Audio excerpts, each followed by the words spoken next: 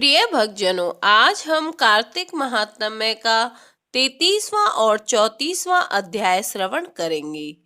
सूत जी ने कहा, इस प्रकार अपनी अत्यंत प्रिय सत्यभामा को यह कथा सुनाकर भगवान श्री कृष्ण संध्या उपासना करने के लिए माता के घर में गए।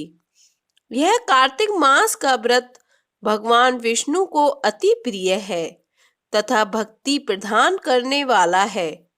रात्रि जागरण, प्रातःकाल का स्नान, तुलसी वट सिंचन, उद्यापन और दीपदान, यह 5 कर्म भगवान विष्णु को प्रसन्न करने वाले हैं, इसलिए इनका पालन अवश्य करना चाहिए। ऋषि बोले, भगवान विष्णु को प्रिय, अधिक फल की प्राप्ति कराने वाले, शरीर के प्रत्येक अंग को प्रसन्न करने वाले कार्तिक महात्म्य में आपने हमें बताया। यह मोक्ष की कामना करने वालों तथा भोग की इच्छा रखने वाले मनुष्य को यह व्रत अवश्य ही करना चाहिए। इसके अतिरिक्त हम आपसे एक बात पूछना चाहते हैं कि यदि कार्तिक मास का व्रत करने वाला मनुष्य किसी संकट में फंस जाए, या वह किसी वन में हो, या व्रती किसी रोग से ग्रस्त हो जाए, तो उस मनुष्य को कार्तिक व्रत को किस प्रकार करना चाहिए? क्योंकि कार्तिक व्रत भगवान विष्णु को अत्यंत प्रिय है और इसे करने से मुक्ति एवं भक्ति प्राप्त होती है, इसलिए इसे छोड़ना नहीं चाहिए। श्री सूत जी ने इसका उत्तर देते हुए कहा, यदि कार्तिक का व्रत रखने वाला मनुष्य किसी संकट में फंस जाए तो वह हिम्मत करके भगवान शंकर या भगवान विष्णु के मंदिर जो भी पास हो उसमें जाकर रात्रि जागरण करे। यदि व्रती घने वन में फंस जाए, जंगल में फंस जाए, तो फिर पीपल के वृक्ष के नीचे या तुलसी के वन में जाकर जागरण करे। भगवान विष्णु की प्रतिमा के सामने बैठकर विष्णु जी का कीर्तन करे। ऐसा करने से सहस्त्रों गायों के दान के समान फल की प्राप्ति होती है। जो मनुष्य विष्णु जी के कीर्तन में बाजा बजाता है, उसे वाजपेय यज्ञ के समान फल की प्राप्ति होती है, और हरि कीर्तन में नृत्य करने वाले मनुष्य को सभी तीर्थों में स्नान करने का फल प्राप्त होता है। किसी संकट के समय या रोगी हो जाने और जल न मिल पाने की स्थिति में केवल भगवान विष्णु के नाम मात्र से मार्जन ही कर लें। यदि उद्यापन ना कर सकें तो व्रत की पूर्ति के लिए केवल ब्राह्मणों के प्रसन्न होने के कारण विष्णु जी प्रसन्न रहते हैं। यदि मनुष्य दीपदान करने में असमर्थ हो तो दूसरे की दीप की वायु आदि से भली भांति रक्षा करे। यदि तुलसी का पौधा समीप ना हो तो वैष्णव ब्राह्मण की ही पूजा कर ले, क्योंकि भगवान विष्णु सदैव अपने भक्तों के समीप रहते हैं।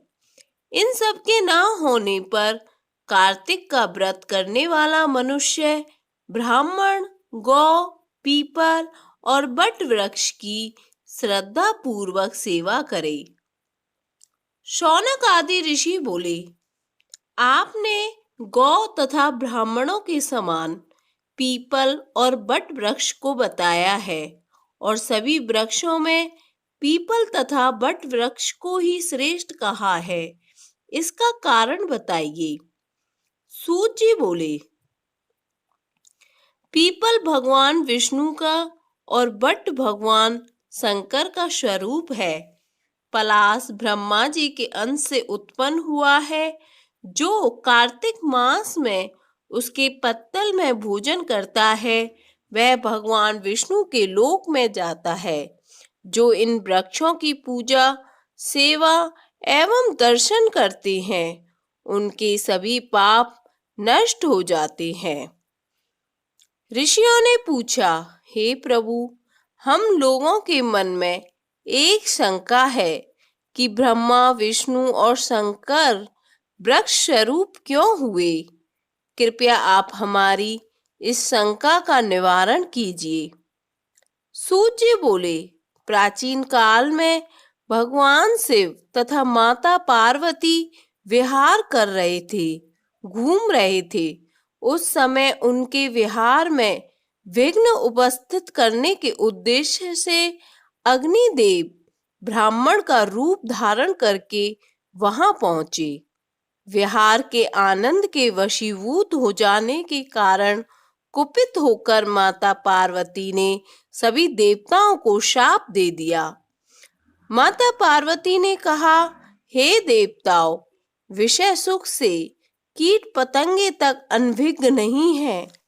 आप लोगों ने देवता होकर भी उसमें विघ्न उपस्थित किया है, इसलिए आप सभी वृक्ष बन जाओ। सूत जी बोले, इस प्रकार कुपित पार्वती जी के शाप के कारण समस्त देवता वृक्ष बन गए। यही कारण है कि भगवान विष्णु पीपल और शिव जी वट वृक्ष हो गए। इसलिए भगवान विष्णु का शनिदेव के साथ योग होने के कारण केवल शनिवार को ही पीपल को छूना चाहिए, अन्य किसी भी दिन नहीं छूना चाहिए। ऋषियों ने पूछा, हे सूत जी, पीपल के वृक्ष की शनिवार के अलावा सप्ताह के शेष दिनों में पूजा क्यों नहीं की जाती। सूत जी बोले, हे ऋषियों, समुद्र मंथन करने से देवताओं को जो रत्न प्राप्त हुए हैं, उनमें से देवताओं ने लक्ष्मी और कौस्तुभ मणि भगवान विष्णु को समर्पित कर दी थी। जब भगवान विष्णु लक्ष्मी जी से विवाह करने के लिए तैयार हुए तो लक्ष्मी जी बोली, हे प्रभु, जब तक मेरी बड़ी बहन का विवाह नहीं हो जाता तब तक मैं छोटी बहन आपसे किस प्रकार विवाह कर सकती हूँ। इसलिए आप पहले मेरी बड़ी बहन का विवाह करा दीजिए, उसके बाद आप मुझसे विवाह कीजिए। यह नियम जो प्राचीन काल से चला आ रहा है।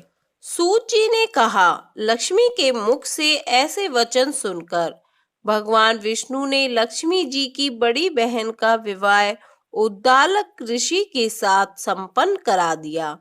लक्ष्मी जी की बड़ी बहन और लक्ष्मी जी बड़ी कुरूप थी।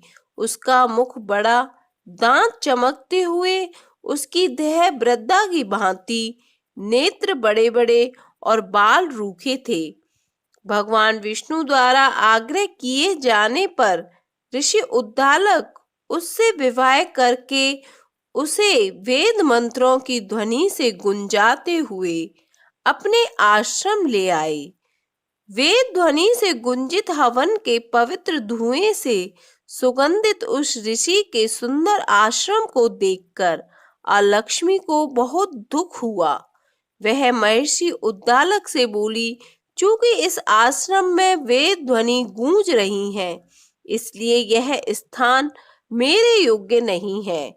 इसलिए आप मुझे यहाँ से अन्यत्र ले चलिए। उसकी बात सुनकर महर्षि उद्दालक बोले, तुम यहाँ क्यों नहीं रह सकती? तुम्हारे रहने योग्य अन्य कौन सा स्थान है, वह भी मुझे बताओ। अलक्ष्मी बोली, जिस स्थान पर वेद की ध्वनि होती है, अतिथियों का आदर सत्कार होता है, यज्ञ आदि होते हैं, ऐसे स्थान पर मैं नहीं रह सकती।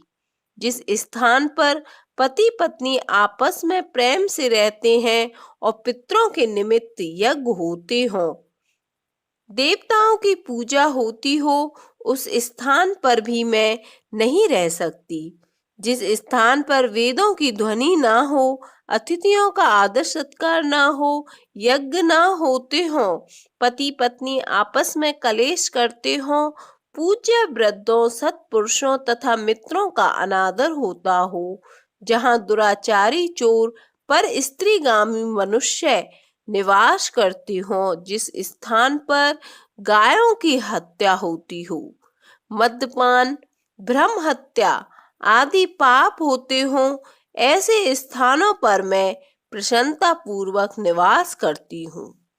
सूत जी बोली। अलक्ष्मी के मुख से इस प्रकार के वचन सुनकर उद्दालक का मन खिन्न हो गया। वह इस बात को सुनकर मौन हो गया। थोड़ी देर बाद वे बोली कि ठीक है, मैं तुम्हारे लिए ऐसा स्थान ढूंढ दूंगा। जब तक मैं तुम्हारे लिए ऐसा स्थान ना ढूंढ लूं, तब तक तुम इसी पीपल के नीचे चुपचाप बैठी रहना। महेश उद्दालक उसे पीपल के वृक्ष के नीचे बैठाकर उसके रहने योग्य स्थान की खोज में निकल पड़े। परंतु जब बहुत समय तक प्रतीक्षा करने पर भी वे वापस नहीं लौटे, तो अलक्ष्मी विलाप करने लगी। जब वैकुंठ में बैठी लक्ष्मी जी ने अपनी बहन अलक्ष्मी का विलाप सुना, तो वे व्याकुल हो गईं। वे दुखी होकर भगवान विष्णु से बोली, हे प्रभु, मेरी बड़ी बहन पति द्वारा त्यागे जाने पर अत्यंत दुखी है। यदि मैं आपकी प्रिय पत्नी हूँ, तो आप उसे आश्वासन देने के लिए उसके पास चलिए। लक्ष्मी जी की प्रार्थना पर भगवान विष्णु लक्ष्मी जी सहित उस पीपल के वृक्ष के पास गए, जहां अलक्ष्मी बैठकर विलाप कर रही थी।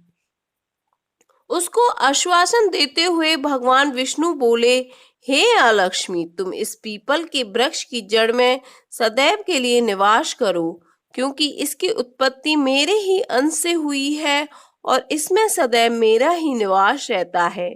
प्रत्येक वर्ष गृहस्थ लोग तुम्हारी पूजा करेंगे और उन्हीं के घर में तुम्हारी छोटी बहन का वास होगा। स्त्रियों को तुम्हारी पूजा विभिन्न उपहारों से करनी चाहिए।